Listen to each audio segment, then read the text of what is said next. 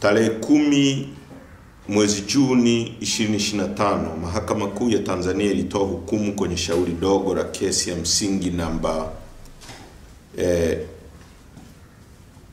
8323 ya mwaka 2025, ambapo ilieleza na kutoa amri 3.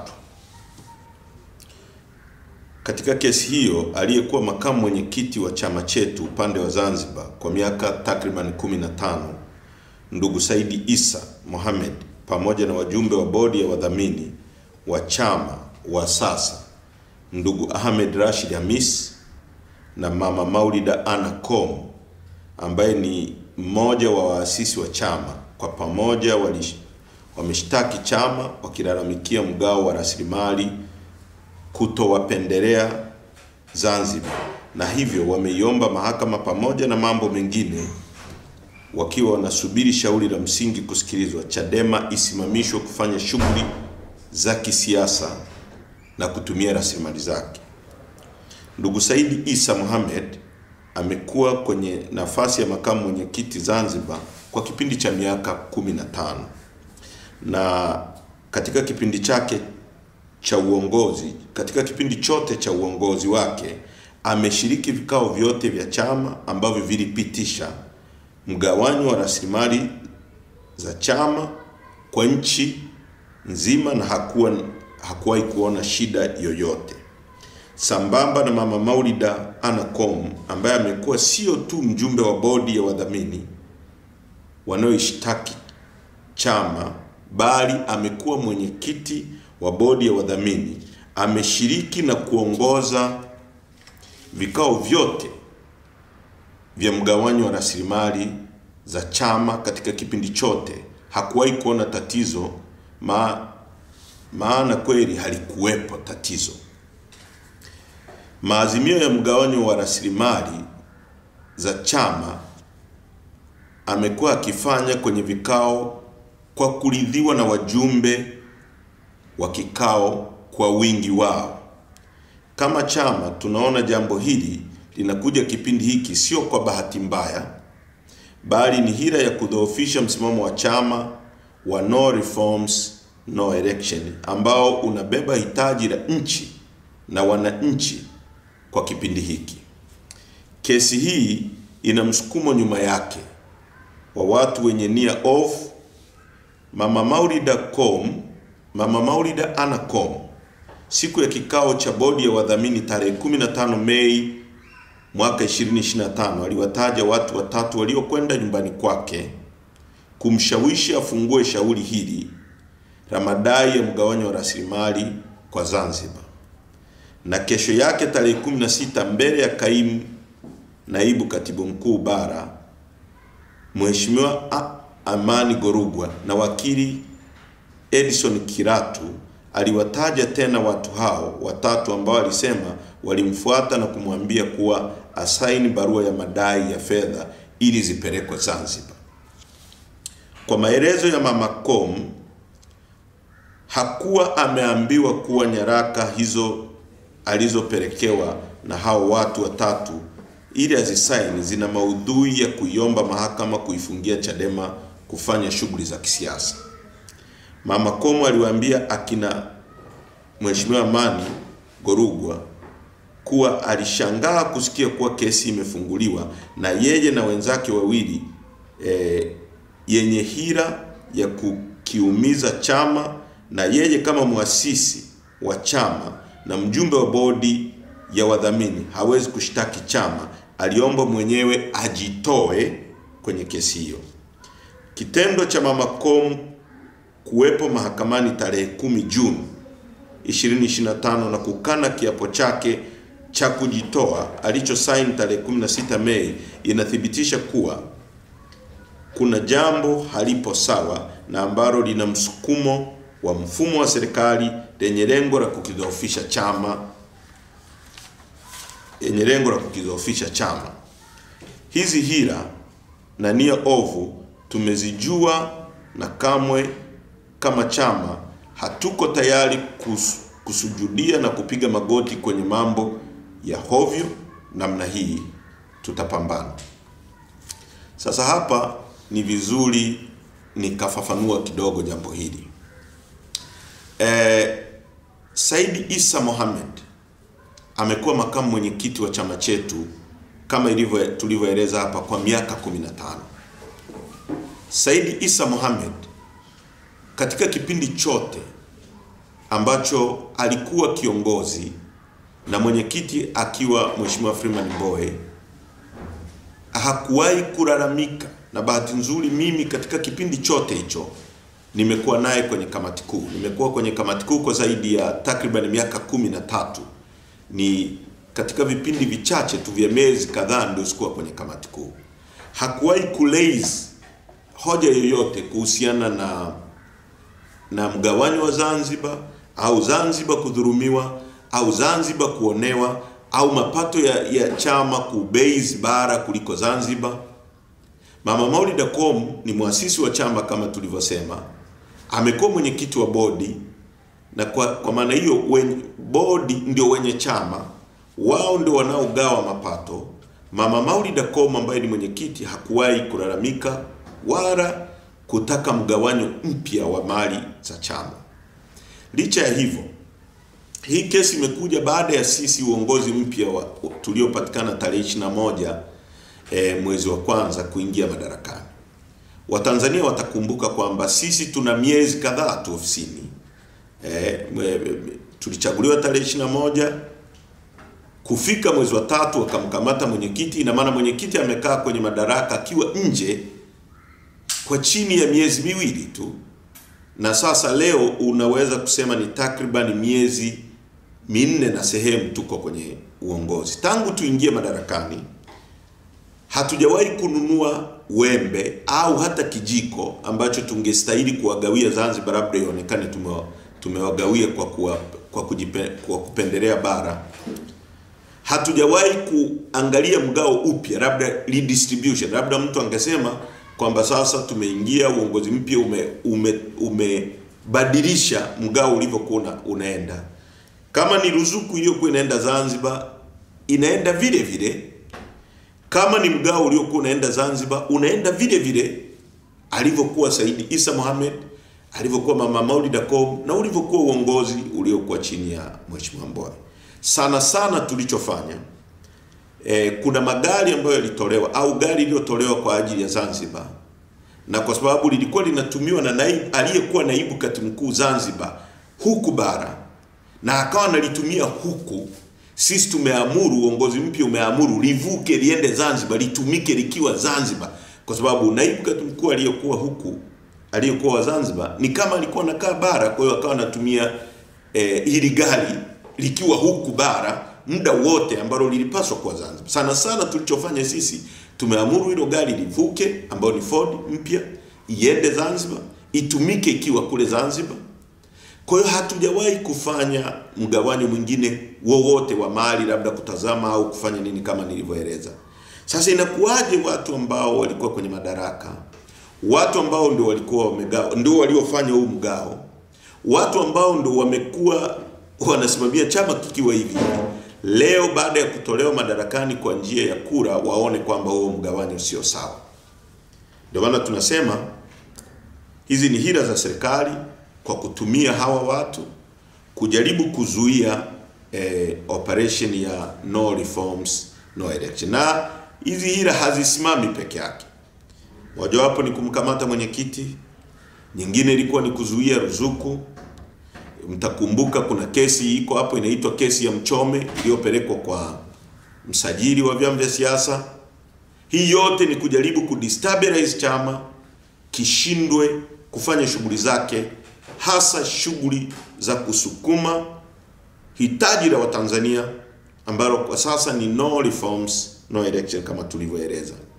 Na nieleze kwa kina zaidi, watu wengi wamekuwa wakisema kwa nini Watanzania hawajitokezi kusimamia mapambano, kuwa tayari kupambana.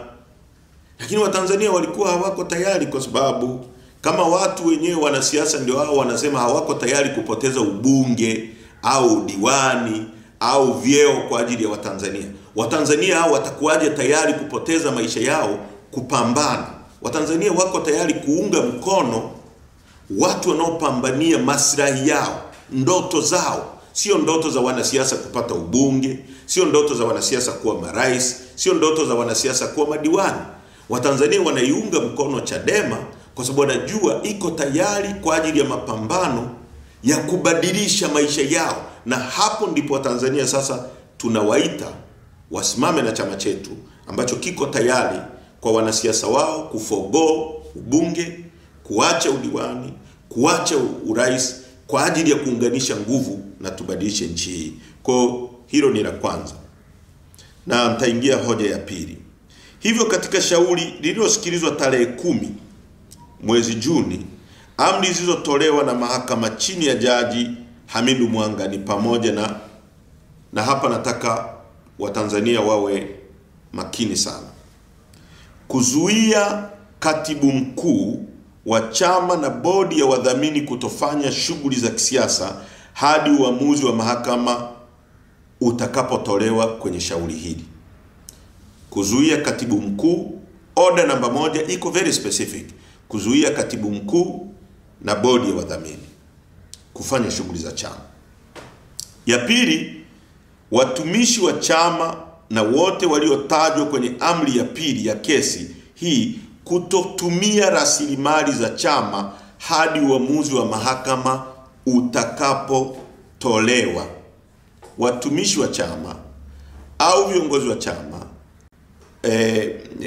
kutotumia rasilimali za chama, majengo ambayo yako chini ya bodi ya wadhamini, magari labda kwa mfano, na rasilimali zingine ambazo kwa mfano fedha na nini, mpaka uamuzi utakapotolewa. Hukumu ya shauri hili ilisikilizwa upande mmoja, na hili ni jambo jingine la msingi sana. Upande mmoja baada ya wakili wetu ndugu Jebra Kambole, kwa sababu muhimu kabisa, aliamua kujitoa. Mwenendo ulikuwa kama ifuatavyo. Jaji alikubali kujitoa kwake, na hata pale wakili Jebra aliposimama katika mazingira hayo na yeye kujitoa, ni vema mahakama ihairishwe. Aliposimama na kuomba kwamba ni vema mahakama ihairishwe na walalamikiwa ambao yani ni chama wajulishwe na wapatiwe fursa ya kutafuta wakili mwingine, jaji alisema yeye Jebra sio mwakilishi wa chama na hawezi kuwasemea, hivyo akaamua kesi isikilizwe upande mmoja, kutoa uamuzi ambao umekuwa na madhara na upo kinyume cha misingi ya haki. Hili ni muhimu pia nikalifafanua. Kwenye jambo kubwa kama hili ambalo wakili alijitoa baada ya kuona mwenendo hauko sawa, na sisi kwa sababu kama chama au mtu mwingine yoyote, msingi wa mahakama ni kumpatia mtu natural justice, haki ya asili, ambayo ni haki ambayo imetolewa tangu uwepo wa dunia, kwamba na yeye apate kusikilizwa. Na baada ya wakili kujitoa, chama hakikuwa na mwakilishi kama wakili, jaji alipaswa kuahirisha kesi ili atupatie sisi chama tarehe nyingine na atuombe kupeleka wakili ili tuwe na uwakilishi, tuwakilishwe kwenye kesi hii. Lakini katika mazingira ambayo sio ya kawaida, jaji alifanya uamuzi bila kuzingatia jambo kubwa hili ambalo natural justice, ambayo ni haki namba 1 katika masuala yoyote ya kisheria. Uamuzi huo umetolewa ukiwa unakiuka haki yetu ya asili ya kusikilizwa. Ni kanuni ya kawaida kabisa kuwa mtu asihukumiwe bila kusikilizwa. Kwa kuwa wakili wetu alijitoa na washtakiwa ambao ni bodi ya wadhamini na katibu mkuu wa chama hawakuwepo mahakamani, ilitakiwa jaji aahirishe kesi hiyo na kuwaita na kutoa nafasi kwa wadhamini na katibu mkuu kutafuta wakili mwingine na au wao kuamua kujitetea wenyewe.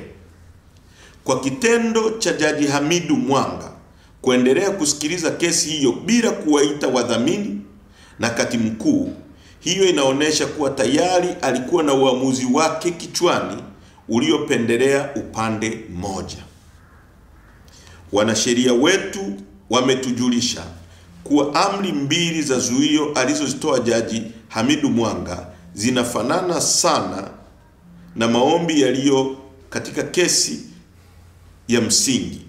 Hivyo ni wazi kuwa amri hizo mbili zilizotolewa vile vile zipo katika kesi ya msingi, na hivyo inatoa tafsiri kwamba tayari jaji amekwisha fanya uamuzi wa kesi ya msingi, na hivyo kesi ya tarehe 24 Juni ni kiini macho. Katika mazingira hayo, je, unategemea haki gani kutoka kwake? Sisi Chadema tunasema kama jaji anakiuka misingi ya kawaida kabisa ambayo majaji wa rufaa katika kesi ya CPC International Inc. vs. Zainab Grain Millers Limited, Civil Appeal number 49 of 1995, ambapo jopo la majaji wa mahakama ya rufaa Jaji Mzava, Jaji Mfarira na Jaji Rubuva JJA walisema ni elementary. Sasa ni elementary, yani hiyo haki ni elementary. Sasa tunatendewaje haki na Jaji Hamidu Mwanga? Mimi kwa niaba ya Chadema nasema hatuna imani na Jaji Mwanga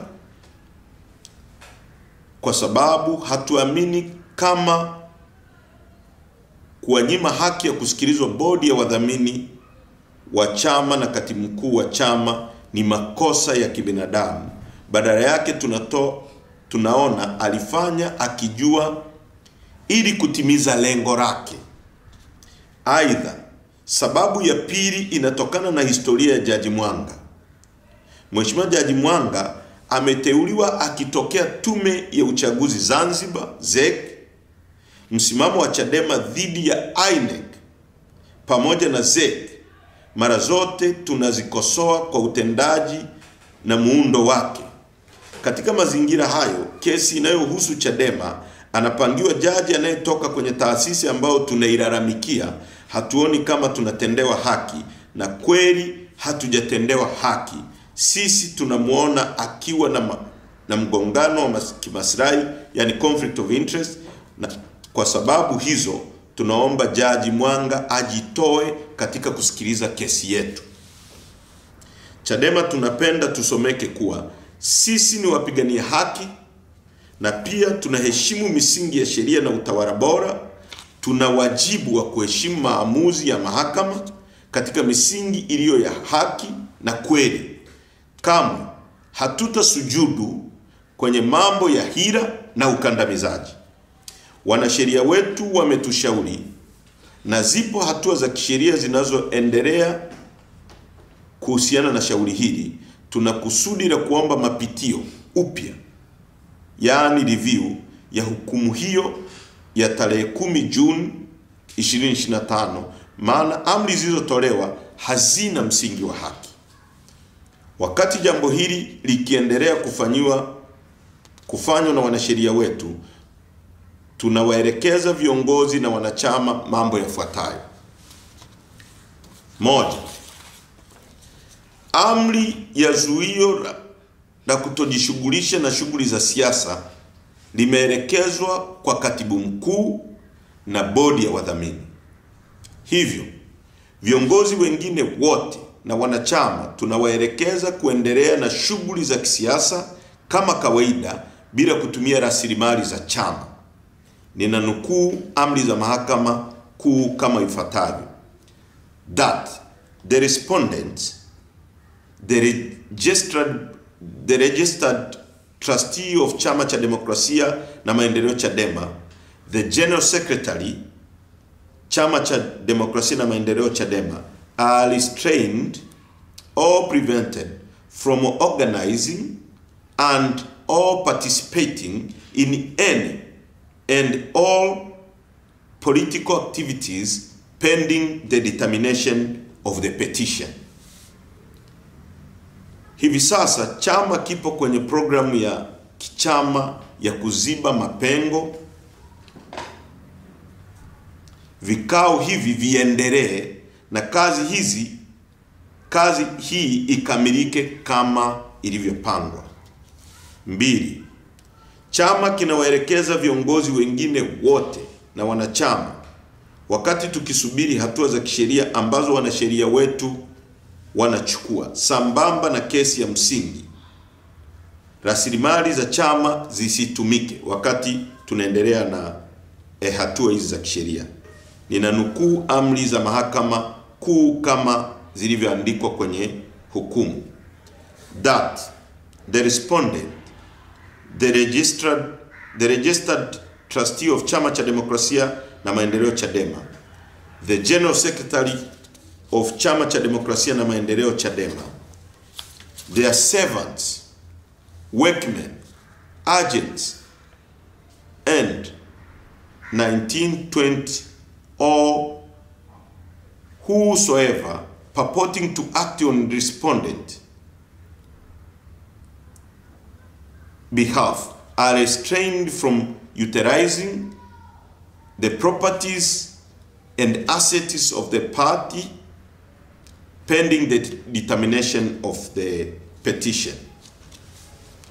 Viongozi wengine wote na wanachama wajitolee kwa rasilimali zao binafsi kufanya shughuli za kisiasa ili kukamilisha programu za chama ambazo zilitakiwa kukamilishwa.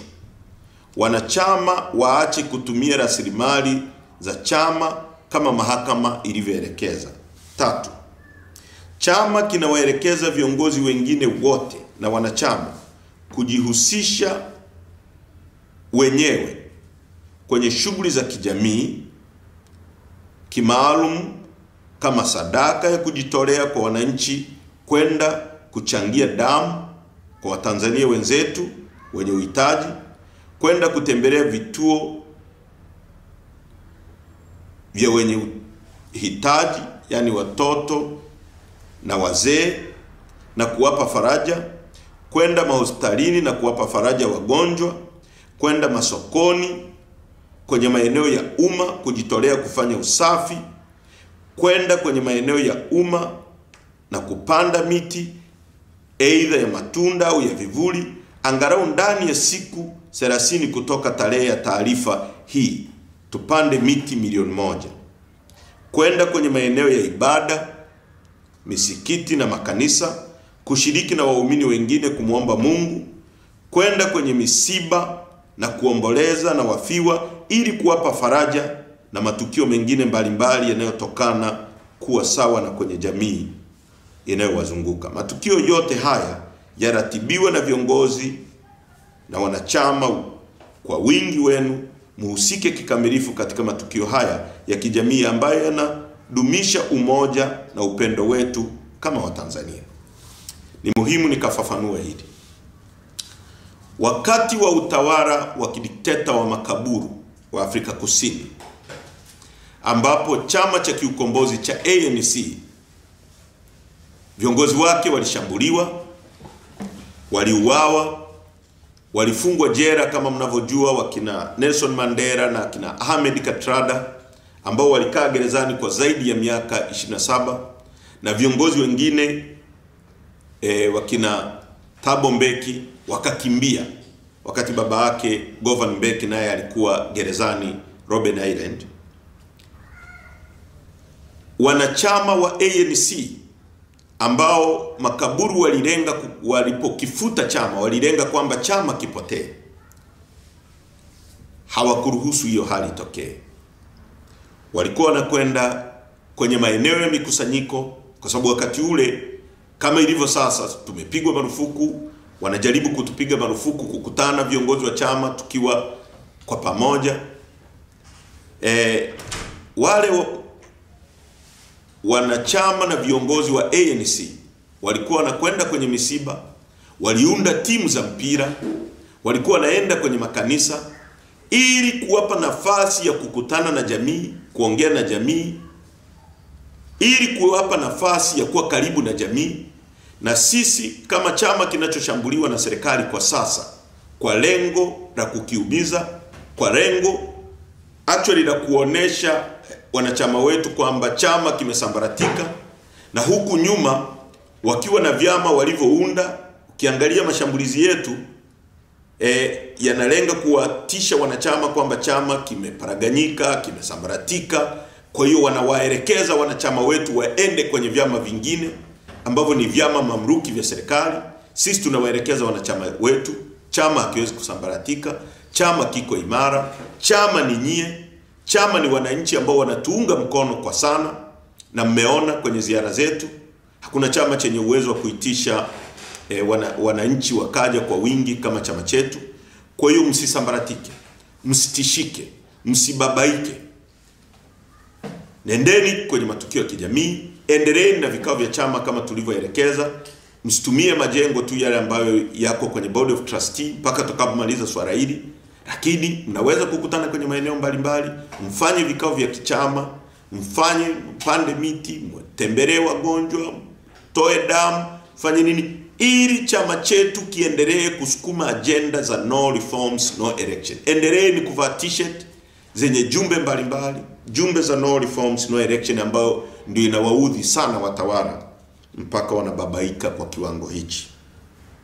Chama kinasisitiza kuwa nchi yetu inahitaji kufanywa mabadiliko ya mfumo, yani reforms ya uchaguzi kabla ya uchaguzi wa mwezi Oktoba 2025.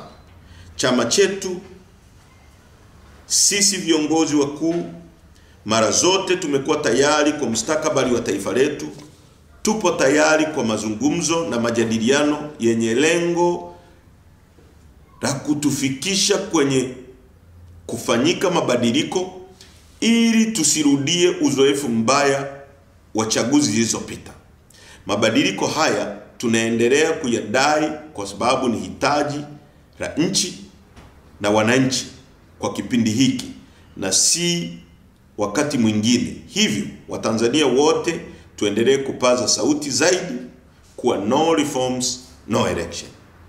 Kuhusu kesi inayomhusu mwenyekiti wetu Mheshimiwa Lissu, kwanza ieleweke kuwa Lissu sio muhaini. Tunaisihi serikali iondoe hii aibu kwa taifa. Serikali iache uonevu wa kuonea raia wake kwa kuwabambikizia kesi ambazo hazina kichwa wala miguu. Ni rai yetu kuwa serikali kupitia mwendesha mashtaka DPP wamwachie huru Mheshimiwa Tundu Lissu, kwa kuwa wao wanajua na Watanzania wanajua na dunia inajua kuwa Lissu sio muhaini. Kwa kumalizia, ndugu zangu wanachadema na Watanzania, chama chetu kinashambuliwa kwa nia ovu, kwa lengo la kutaka kukiua, kwa lengo la majaribu yote haya ni kujaribu kukiua chama, kukifuta chama au kukipoteza chama kwenye ramani za siasa. Nataka niwaambie uongozi wetu uko imara. Tundu Lissu mwenyekiti wetu ambaye yuko gerezani kwa sasa yuko imara. Viongozi wengine wote wa kamati kuu wako imara. Nataka niwahakikishie kwamba chama hakitatetereka. Uungwaji wenu mnavyotuunga mkono ndio inayomtisha watu wanaotufanyia matendo ya kigaidi, ya kihaini, ya kidikteta kujaribu kukifuta chama chetu. Msitetereke, msibabaike. Tuko kwenye ukweli na tutashinda vita hii. Hii ni vita ya kurudisha nchi hii kwenye mikono yenu. Ni vita ya kuhakikisha kwamba rasilimali za nchi yetu zinatumika kubadilisha maisha yenu. Ni vita ya kuhakikisha kwamba kama mtoto wa waziri anavyosoma vizuri na mtoto wako mwanakijiji asome vizuri. Ni vita ya kuhakikisha kwamba kama rais anavyotibiwa vizuri na wewe Mtanzania kwa kutumia rasilimali zetu utibiwe vizuri. Ni vita ya kuhakikisha kwamba kama mtoto wa mkurugenzi fulani anavyopata maji na umeme kwenye nyumba nzuri, na wewe mtoto wako na wewe upate maji na umeme kwenye nyumba unayokaa. Ni vita ya kuhakikisha kwamba na wewe usafiri kwa staha kama wengine wanavyosafiri.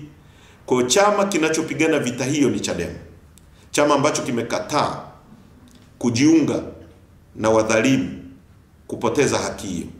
Endeleeni kukiunga chama chetu mkono, msitetereke, msibabaike, msitishike. Msisikilize maneno ya watu wanaowaambia kwamba chama kinapotea au kinafanya nini. Chama kingekuwa kinapotea, kisingekuwa kinazungumziwa na kina Wasira kila siku wanazungumzia chama hiki. Hawazungumzi vyama vingine hivyo ambavyo wasemi vinapotea. Hawazungumzi vikaragosi walivyoviunda. Wanazungumzia chama chetu kwa sababu chama chetu ni imara. Mikutano yetu nchi nzima imethibitisha hivyo. Upendo wenu zidi ya chama chetu, michango yenu ndio inasababisha tunashambuliwa. Tutawaelekeza njia mpya ya kuendelea kukichangia chama na kukiunga mkono ili shughuli ziendelee. Wakati huo tukiendelea na mapambano haya ya kesi kuhakikisha tunashinda. Asanteni sana.